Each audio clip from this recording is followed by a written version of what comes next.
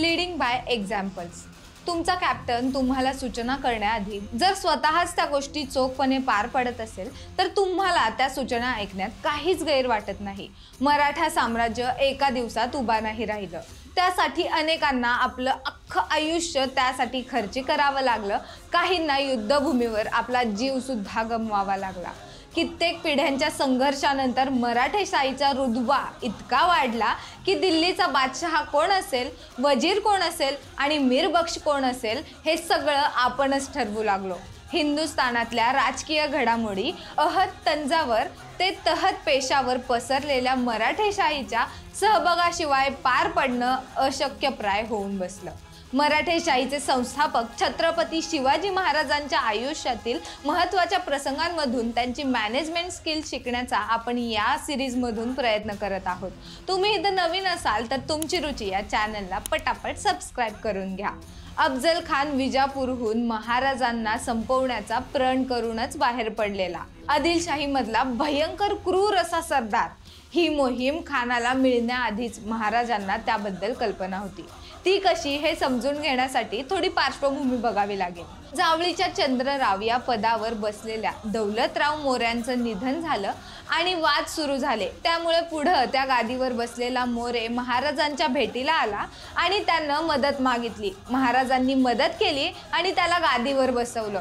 गादीवर बसल्यानंतर मात्र त्याचा उद्दामपणा एवढा वाढला की त्यानं महाराजांनाच आव्हान द्यायला सुरुवात केली। त्याचा बंदोबस्त करणं गरजेचंच होतं आणि जावळी घेण्याचं महाराजांच्या मनात आधीपासूनच होतं। 1649 ते 1660 पर्यंत अफजल खान वाई परगण्याचा कारभार बघत होता आणि जावळी याच परगण्याचा भाग होता।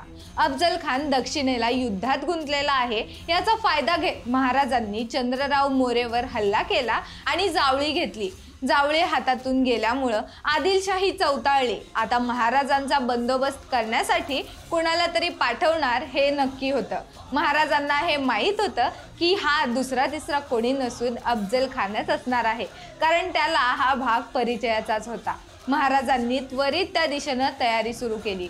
कुठलीच मोहीम महाराजांनी बेफिकीरपणे कसलंच प्लॅनिंग न करता किंवा भावनेच्या भरात केली होती असं कधीच झालं नाही। मोहीम हाती घेण्याआधी त्या शत्रूचा हेर खात्याकडून सखोल अभ्यास केला जायचा। शत्रू नक्की कोण आहे, त्याचा आजपर्यंतचा इतिहास काय आहे, त्याच्या कंपॅरिझनमध्ये आपण कुठे आहोत, नक्की काय स्ट्रॅटेजी वापरून आपल्याला त्याचा बिमोड करता येईल, या सगळ्या गोष्टी महाराजांच्या अंतर्गत कोटातल्या व्यक्तींसोबत डिस्कस केल्या जायच्या आणि मग अंतिम निर्णय हा स्वतः महाराजांचाच असायचा। अफजल खानाला उठसूट सगळ्या गावांना स्वतःचं नाव देण्याची खोड होती। त्याच्या क्रूरपणाचं उदाहरण म्हणजे अफजल खानाला ही मोहीम देण्यात आली तेव्हा त्यानं विजापूर जवळच्या सुरुंगबावडी इथं त्याच्या 63 बायकांना विहिरीत बुडून मारलं। त्या सगळ्या कबरी आजही बघायला मिळतात। जावळी म्हणजेच निबिड अरण्य, तिथं येणं आणि टिकून राहणं सोपं नव्हतं। मावळ्यांचं आयुष्य याच भागात गेलेलं असल्यामुळे इथले मोसम, इथले नदी नाले, पाणवठे, घाट, दऱ्याखोरे, चोरवाटा, घनदाट जंगल असा सह्याद्रीचा कोपरा आणि कोपरा मराठ्यांना माहीत होता। या उलट संख्येने भरपूर असले तरी शत्रूला या दऱ्याखोऱ्यांच्या प्रदेशाबद्दल तसूभरही कल्पना नव्हती। यामुळे वाई सोडून खान जावळीमध्ये उतरला तेव्हाच त्याचा मृत्यू निश्चित होता। खान वाईमध्ये येऊन पोहोचलाय हे कळल्यावर त्याच्याशी बोलणी सुरू करण्यात आली। कृष्णाजी भास्कर जो खानाचा वकील होता, त्याचं काम होतं की महाराजांना प्रतापगडावरून खाली आणून खानापर्यंत पोहोचवायचं। कृष्णाजी भास्करांनी गडावर येऊन महाराजांना सांगितलं की तुम्ही खान साहेबांना भेटायला तयार झालात तर त्यांना आदिलशाहीशी बोलून तळ कोकणाची जहागिरी इनाम म्हणून दिली जाईल। पंताजी गोपीनाथ बोकील हे महाराजांचे वकील होते आणि त्यांच्याकडे जबाबदारी होती की खानाला वाई सोडून खाली जावळीला घेऊन येणं। कृष्णाजी भास्कर हा महाराजांना भेटायला आल्याचा एकदाच उल्लेख आहे आणि पंताजी बोकील महाराजांकडून खानाला भेटायला 2 वेळा गेलेले होते। याचं कारण होतं खानाला डिप्लोमसीमध्ये फसवून जावळीच्या जंगलात खेचायचा होता आणि त्यासाठी सतत त्यांच्या संपर्कात राहणं। महाराज किती घाबरलेत, अफजल खानाबद्दल त्यांच्या मनात किती भीती आहे हे सतत खानाच्या कानावर घालणं गरजेचं होतं। अफजल खानाचा वध हे 1-to-1 कॉम्बॅटचं उत्तम उदाहरण आहे। या भेटीचे नियम होते, दोन्हीकडून ठराविक लोक येतील, यामध्ये वकील असतील, काही अंगरक्षक असतील असं ठरलेलं होतं। भेटीच्या वेळी अफजल खान वेळेच्या आधीच शामियानेत पोहोचला। शामियाना मोठा होता, अफजल खान काही कट कारस्थान करून घातपात करेल याचा अंदाज छत्रपती शिवाजी महाराजांना आधीच आला होता, म्हणून त्यांनी देखील आपल्या अंगरख्याखाली चिलखत घातले, जिरेटोप खाली शिरस्त्राण घातले, बिचवा नावाचे हत्यार सोबत होते। अफजल खानाने मिठी मारण्यासाठी हात पसरवले आणि त्यांना जवळ बोलवले। छत्रपती शिवाजी महाराजांनी त्याला मिठी मारली। अफजल खानाने त्यांना आपल्या बाहुपशेत घेण्याचा प्रयत्न केला आणि अफजल खानाने लपवलेल्या कटाराने छत्रपती शिवाजी महाराजांच्या पाठीत वार केला आणि त्यांना आपल्या काखेत दाबण्याचा प्रयत्न केला। महाराज अर्थात सावध होते। महाराजांनी त्याचा कोथळा बाहेर काढला। अफजल खानाने दगा दगा म्हणत आकांत केला।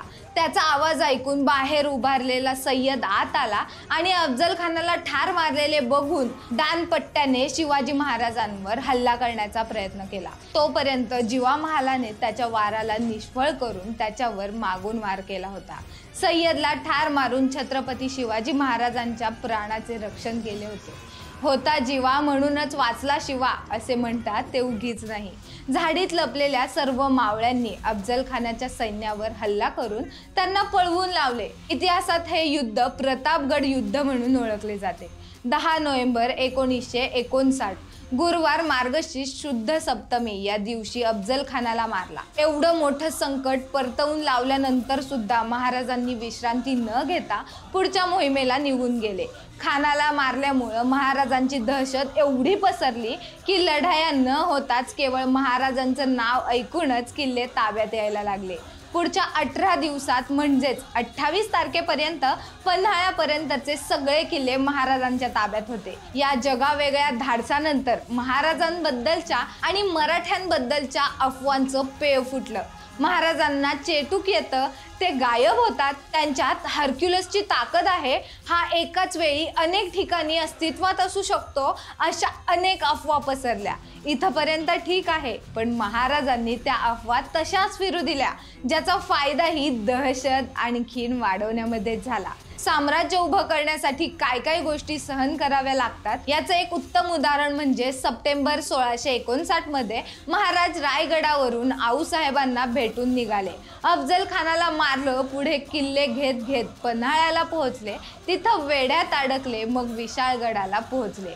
या सगळ्यात तब्बल 1.25 वर्षाचा वेळ गेलाय। स्वराज्यासाठी हे आई आणि मुलगा एकमेकांना पूर्ण काळात 1.25 वर्ष भेटले नव्हते। दोघे पण आपापल्या परीने स्वराज्य सांभाळत होते। महाराजांच्या लीडिंग बाय एक्झाम्पलचं आणखीन एक उदाहरण म्हणजेच शाहिस्तेखानाची झालेली फजिती। तो प्रसंग आपल्या सर्वांनाच माहीत आहे, तो पुन्हा मी इथं रिपीट करणार नाही।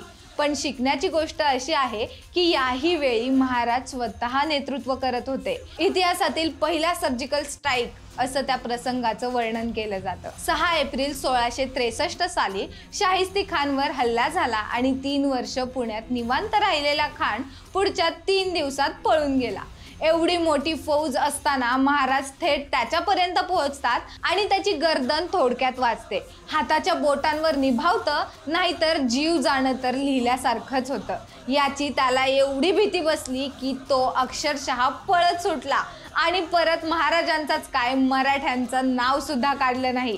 अशाच घटनांमुळे हिंदवी स्वराज्य उभं राहू शकलं। आजच्या पुरतं इतकंच, पण मॅनेजमेंट स्किलची ही सिरीज अशी सुरू राहील। यामधून महाराजांच्या मॅनेजमेंट स्किलचा अभ्यास आपण सुरूच ठेवणार आहोत। तुम्हाला आमची ही सिरीज कशी वाटतेय ते आम्हाला कमेंटमध्ये नक्की सांगा आणि अशाच आणखी नवनवीन व्हिडिओ पाहण्यासाठी तुमची रुची या चॅनलला सबस्क्राईब करा। थँक्यू।